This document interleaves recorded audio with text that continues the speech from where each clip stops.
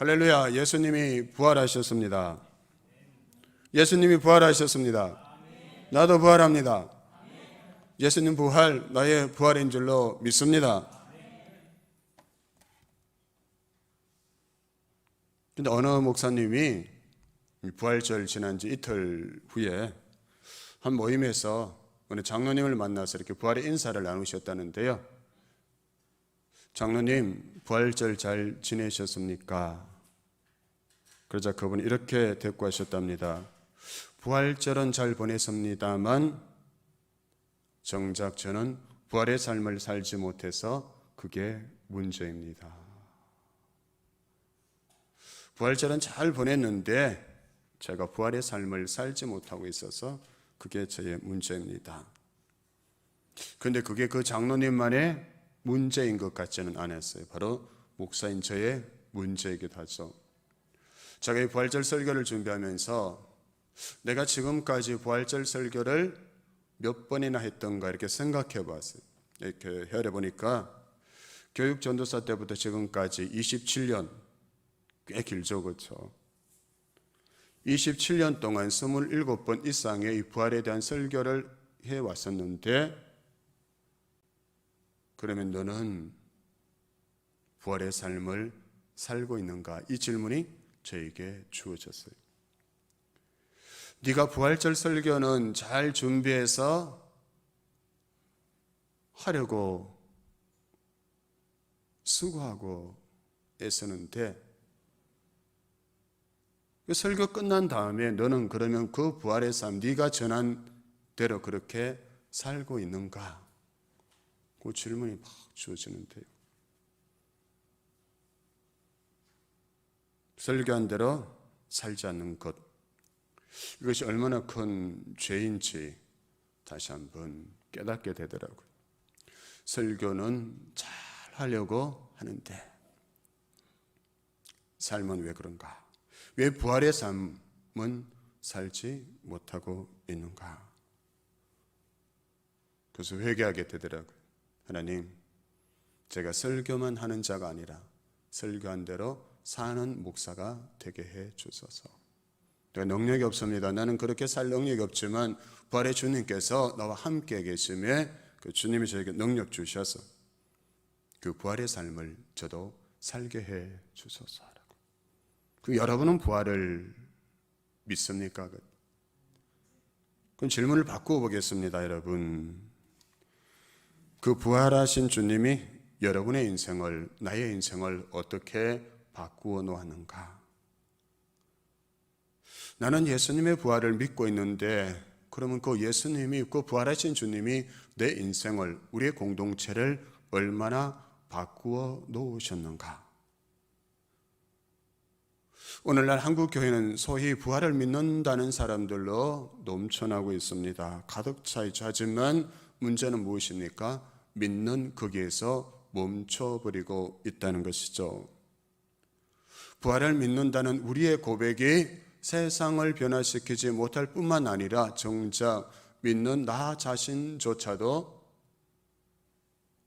변화시키지 못하고 있다면 그것은 얼마나 큰 문제일까요? 그래서 지금 부활에 대한 말씀을 전하는 저를 비롯한 우리에게 필요한 것은 부활에 대한 지식도, 과연 예수님이 부활하셨는가에 대한 논의도 아닌 것이고요. 우리가 부활의 삶을 살아가는 것. 예수님의 부활이 2000년 전에 예수님께서 부활하신 개인적인 사건으로 끝나는 것이 아니라 오늘 저와 여러분이 살아가는 삶의 자리에서 실제적으로 경험되어지고 고백되어지고 찬송되어지고 간증되어지는 것. 그 부활의 사건이 나에게서 경험되어지는 그러한 사건이 되어야 한다는 것이죠. 그래서 오늘 말씀의 제목을 부활의 삶을 살자로 정해봤습니다. 부활의 삶을 살자. 어떻게 부활의 삶을 살 수가 있을까요? 본문에서 그 답을 우리에게 제시해 주고 있습니다. 먼저 부활하신 예수님께서 우리를 찾아오시는 것입니다. 부활의 주님께서 제자들을 찾아오시고 오늘 우리를 찾아오신다는 것. 19절 보십시오. 제자들이 유대인들을 두려워하여 모인 곳에 문들을 닫았더니 예수께서 오사 가운데에 서서 이렇게 말씀하고 있습니다. 언제요? 제자들이 두려워하고 있을 때 예수님께서, 부활의 주님께서 그들을 찾아오셨습니다. 그 사랑하는 제자들이 그 두려움을 이겨낼 만큼 믿음이 돈독해졌을 때 그때 찾아오신 것이 아니라 그들이 여전히 두려워하고 있을 때 부활의 주님께서 그들을 찾아오십니다. 여러분, 이 부활은 우리가 죽음 이후에나 경험되어지는 그런 막연한 종교적인 사건이 아니라 부활은 바로 현재적 사건이어야 함을 우리에게 보여주고 있는 것이죠. 오늘의 삶에서 실제가 되어야 한다는 것입니다. 예수님은 부활하셨다. 예수님은 부활하셨다라는 이 과거형으로 끝나는 것이 아니라 부활하셔서 오늘도 우리 가운데 함께 하시는, 살아 계시는 주님이 되어야 한다는 것이죠. 예수님 부활하셨다. 그걸로 끝나버리면 안 된다는 것이죠. 그 부활하신 주님이 지금 나와 우리와 함께하고 계신다. 그 부활하신 주님을 내가 경험하며 살아가고 있다. 그 부활이 나의 인생의 실제가 되었다. 여기까지 우리가 나아갈 수 있어야 한다는 것입니다. 그것이 되지 않으면 부활하신 주님 우리에게 무슨 능력이 될까요? 그럼 우리가 어떻게 부활하신 예수님을 경험하며 살아갈 수가 있을까요? 부활의 주님은 우리를 찾아오신다 했습니다. 부활하신 후에 예수님께서 제자들과 40일 동안 계시면서 하나님의 나라에 대해서 가르쳐 주셨습니다. 그리고 하늘로 승천하셨는데요, 그것으로 끝난 것이 아니라는 것이죠. 주님은 제자들에게 부활하신 당신을 드러내셨습니다. 오늘 본문에도 보시는 것처럼 부활의 몸으로 그 제자들을 찾아오시는데요, 의심이 많아 직접 보지 않으면 믿지 않겠다고 말하던 그 도마까지도 찾아오셨습니다. 제자들이 베드로와 함께 고기나 잡으러 가자 이렇게 말하며 갈릴리 바닷가로 가서 고기를 잡고 있을 때, 그때 그 바닷가에 밤새도록 수고해서는 한 마리도 잡지 못했던 그 실패의 현장에도 부활하신 주님께서 그들을 찾아가셨습니다. 한 성도와 통화하면서 오늘을 살아가는, 오늘 이 현재에서 예수 믿고 살아간다는 그 삶의 자리가 얼마나 힘겹고 버거운지를 생각할 수 있었는데요. 그런데 여러분, 이 모습은 비단 그 집사님만의 모습이 아니라 정도의 차이는 있을지라도 오늘 현재를 예수 믿고 살아가야 하는 많은 성도들의 모습이라는 것이죠. 이런 우리들의 형편에 답은 없는 것일까요? 중요한 것은 주님은 이런 형편 속에 있는 우리 성도들을 먼저 찾아오신다는 것입니다. 너무 힘들고 어려워서 주님을 찾지 못할 때 주님이 우리를 찾아주십니다. 나는 주님 앞에 나갈 용기도 염치도 없는 것 같을 때, 그때도 주님은 우리를 찾아오십니다. 주님의 고난과 부활에 대한 약속이 거듭 제자들에게 주어졌음에도 그 약속을 믿지 못하고 낙심하고 두려워했을 때 주님은 먼저 제자들을 찾아오셨습니다. 여러분, 주님은 우리가 잘 할 때가 아니라 우리가 어려울 때, 우리가 범죄하였을 때, 우리가 슬퍼할 때, 여러 가지 문제 때문에 아파할 때 그 주님이 먼저 우리를 찾아오십니다. 실패의 현장에 주님께서 나를 찾아오십니다. 사랑하는 성도 여러분, 그럼 여러분들이 어떤 형편에 있든지 어떤 문제 가운데 있든지 절대로 포기하는 일이 없어야 하는 것이죠. 나는 이제 혼자라고 생각하는 잘못을 범하지도 말아야 합니다. 먼저 스스로 모든 것을 결정짓지도 말아야 합니다. 다 끝난 것 같은 그 자리에서, 죽으면 다 끝난 거잖아요. 그런데도 주님 어떻게 하셨습니까? 그 죽음의 자리에서도 다시 살아나셨잖아요. 그렇죠? 인간의 눈으로 보기, 인간의 생각, 우리의 경험치로 봤을 때 다 끝난 그 자리에 같은 그 자리에서도 내 스스로 결정하고 끝을 내서는 안 된다는 것이죠. 왜요? 부활하신 주님께서 우리를 찾아오시기 때문입니다. 그래서 우리가 할 일은 무엇입니까? 소망을 갖고 먼저 우리를 찾아오시는 그 주님을 기다려야 하는 것이죠. 여러분, 저는 시편 40편의 말씀을 참 좋아하는데요. 그러면 내가 여호와를 기다렸더니 여호와께서 내 부르짖음을 들으시고 나를 기가 막힐 웅덩이와 수렁에서 끌어올리시고 내 발을 반석 위에 세우시고 내 걸음을 견고하게 하셨도다. 아멘. 깊은 웅덩이와 수렁에 빠진 것 같은 그 자리에 내 힘으로 도저히 헤어날 수 없는 그 자리에 있을 때 내가 발버둥치면 내 힘으로 거기서 빠져나오려고 하면 할수록 더 깊이 빠져드는 게 수렁이잖아요. 그렇죠? 그런데 거기서 할 일이 무엇이라 했습니까? 그 시는 내가 거기에서 여호와 하나님을 기다리고 또 기다리면서 기도하고 또 기도했더니 그 하나님께서 내 기도를 들으시고 나를 건지시고 구원하시고 내 발을 반석 위에 세우시고 내 인생의 걸음을 견고하게 하셨다 했습니다. 해답이 보이지 않습니까? 이제 답이 없어 끝나서 이런 순간에도 시편 40편 또 더 나가면 우리를 향한 하나님의 생각은 셀 수 없이 많다 하셨습니다. 아멘. 나는 다 끝난 것 같아도 여러분을 향한 하나님의 생각은 셀 수 없이 많다는 사실을 기억하셔야 돼요. 주님은 그 답을 가지고 그 주님의 생각을 가지고 주님의 해결책을 가지고 우리를 찾아오시는 주님이심을 우리가 기억해야 한다는 거예요. 그래서 내가 끊으면 안 됩니다. 그 주님이 약속하셨잖아요. 벌저다 내가 세상 끝날까지 너희와 항상 함께 있으리라. 아멘. 내가 나 같은 게 뭐 하나 염치도 없어요. 나와서 기도하세요. 그러면 염치가 없어서요. 하나님 앞에 염치 있는 사람이 누가 있을까요? 목사님, 저도 염치로 따지면 염치가 없어요. 뻔뻔해요. 저도 하나님 앞에서 다 알고 계시는 하나님 앞에서 제가 이렇게 하나님 말씀을 전할 수 있다는 것은 내 염치가 아니라 오직 주님의 은혜죠. 그렇죠? 그 은혜가 지금 우리 가운데 흐르고 있다. 그래서 우리는 주님을 기다려야 한다. 근데 부활의 주님은 제자들을 찾아오셔서 무엇을 주셨습니까? 그들의 잃어버린 평강을 회복해 주셨습니다. 본문 바로 앞달리기 무슨 기사가 실려 있었습니까? 주님이 부활하셨다는 소식이었죠. 주님이 부활하셨다는 소식을 들었지만 제자들은 믿지 못했습니다. 여전히 불안과 신고 두려움 속에 빠져 있었습니다.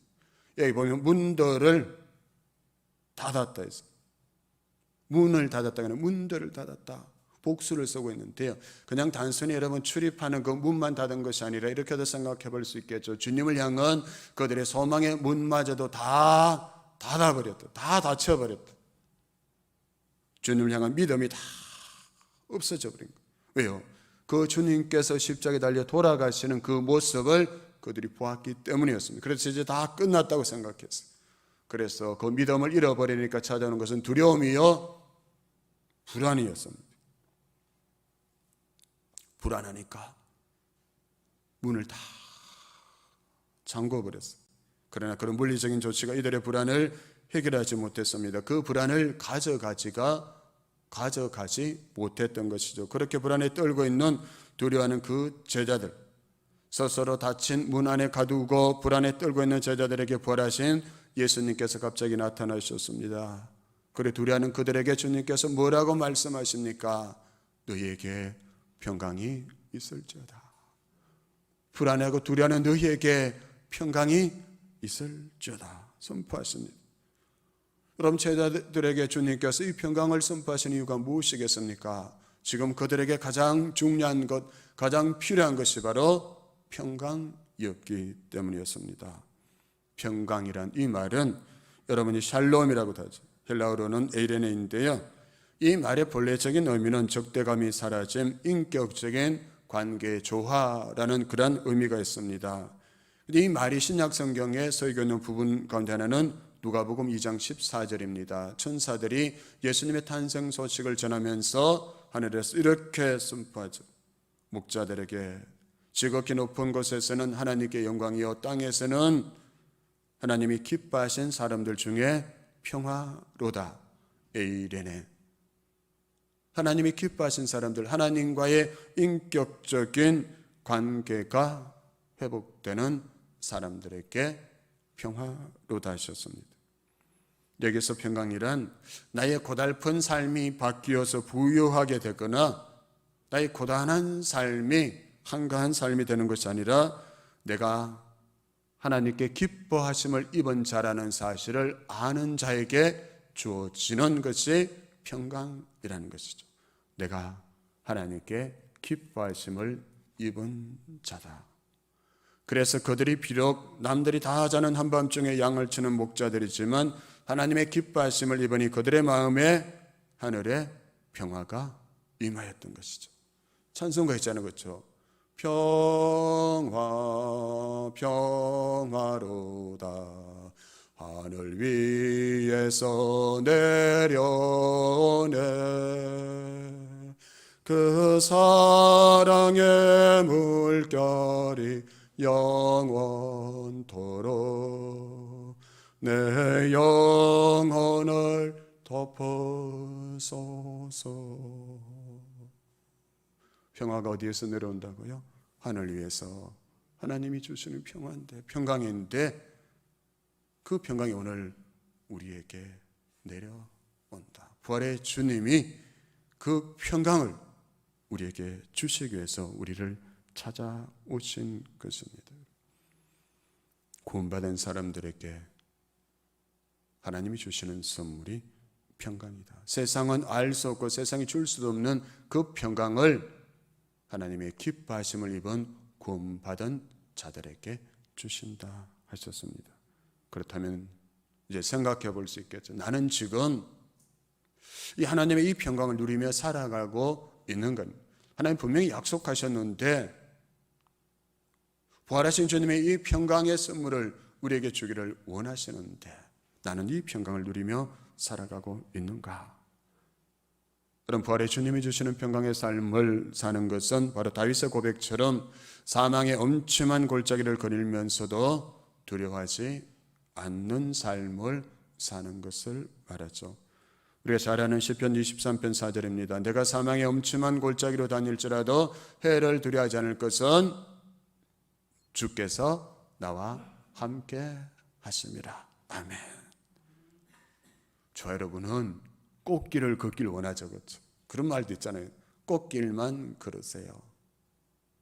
그럼 저는 속으로 웃기지 마세요.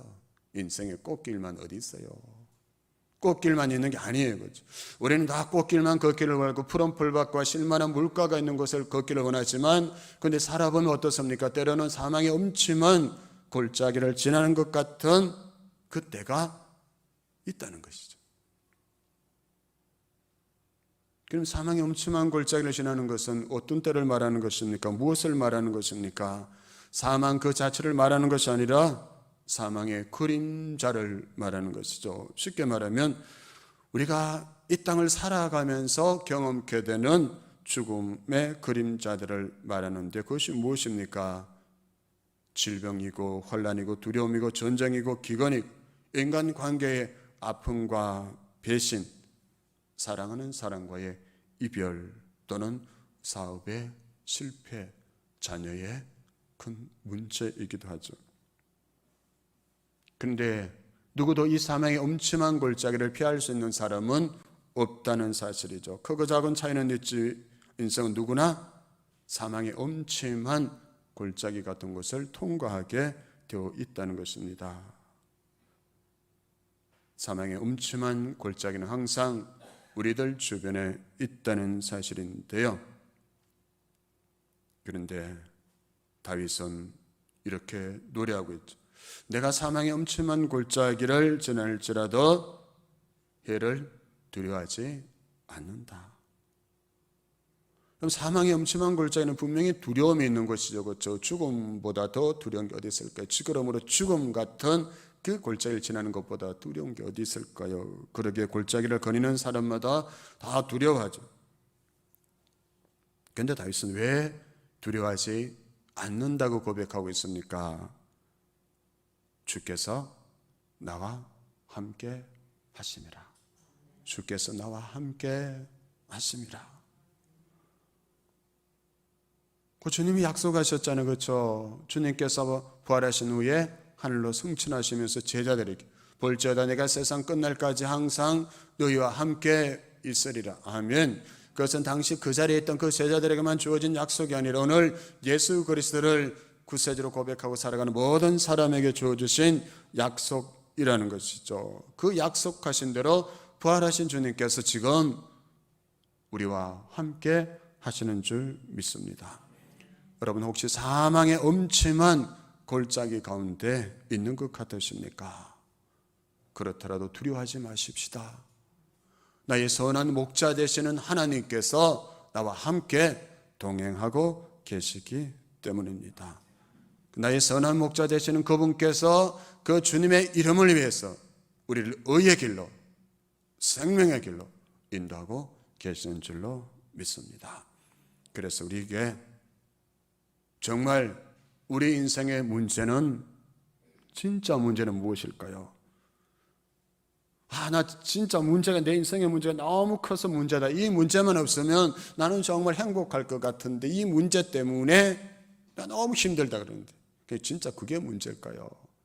우리 인생의 문제는 문제 크기 때문에 문제가 아닌데요, 사망의 음침한 골짜기가 문제가 아니라는 것이죠. 그럼 진짜 문제는 무엇입니까? 우리 인생의 진짜 문제는 세상을 창조하시고 나를 위해서 죽으시고 나를 위해서 부활하신 주님이 나와 함께 하신다는 이 사실을 믿지 못하는 것, 이것이 내 인생의, 우리 인생의 가장 큰 문제라는 것이죠. 그래서 주님은 우리가 오늘 그 사실을 깨닫기를 원하고 계신다. 내가 너와 함께한다. 그래서 주님께서 제자들에게 찾아오셔서 불안하고 두려워하는 그들에게 주님이 평강을 너희에게 준다 하셨습니다. 너희에게 평강이 있을지어다. 그 평강을 내가 주는데 내가 주는 평강은 세상이 주는 것과 다르다 하셨어요. 여러분 어떤 데 평안하십니까? 세상이 주는 평강도 있어요. 그렇죠? 내가 바라던 것이 이루어졌을 때, 내가 원하던 것이 내 손에 쥐어졌을 때, 내가 꿈꾸는 것들이 내 눈에 보여질 때, 그때 우리는 평안을 누리죠. 그러나 그렇게 되지 않을 때는 그 평강 금방 다 사라져버리잖아요. 그런데 주님이 주시는 평강은 세상이 알 수도 없고 세상이 줄 수도 없는 영원한 평강이라고 하셨습니다. 예수 그리스도 안에 있는 자에게 주어지는 그 놀라운 평강을 우리에게 주셨어요. 그러면 이 사실을 믿어야겠죠. 믿지 않으면 누릴 수가 없고 다 주어졌는데, 오늘 부활절에 정말 주님께서 약속하신 이 평강을 우리가 회복하고 누리며 살아갈 수 있기를 원합니다. 주님이 약속하신 평강이 내 평강이 되기를 소망하면서 그 평강 가운데 가신 우리 모두 될 수 있기를 소망합니다. 마지막으로 부활의 주님께서 제자들의 평강을 주시면서 사명을 회복해 주셨습니다. 21절입니다. 예수께서 또 이르시되 너희에게 평강이 있을지어다. 아버지께서 나를 보내신 것 같이 나도 너희를 보내노라. 아멘. 아버지께서 나를 세상에 보내신 것처럼 나도 너희를 보낸다. 이렇게 말씀하시죠. 그럼 제가 동탄 성지교회 담임 목사로 부임하기 위해 부목사로 섬기던 교회를 사임하던 날 제가 한 가지 좀 엉뚱한 부탁을 담임 목사님에게 했습니다. 퇴직금을 많이 달라는 거 아니고요. 무슨 부탁을 했냐면 그 마지막 설교를 마치고 성결식을 할 때 온 성도들이 저에게 파송의 노래를 불러주셨으면 좋겠습니다. 그래서 그 사임하던 날 성도들이 우리 가족을 향해서, 우리 가족 앞에서 우리 가족을 향해서 이 파송의 노래를 불러줬는데요, 가사가 이렇지 않은 거죠. 너의 가는 길에 주의 평강이 있으리. 평강의 왕 함께 가시니 너의 걸음걸음 주 인도하시리. 주의 강한 손 널 이끄시리. 내가 밟는 모든 땅 주님 다스리리. 너는 주의 길 예비케 되리.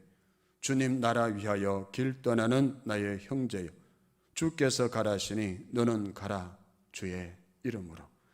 거칠은 광야 위에 꽃은 피어나고 세상은 내 안에서 주님의 영광 보리라. 강하고 담대하라. 세상 이기신 주 늘 함께 너와 동행하시며 내게 새 힘 늘 주시리. 아멘. 왜 이 찬양을 불러달라고 요청했냐면 그때는 정말 하나님밖에 없었습니다. 눈에 보이는 것도 별로 없었고요.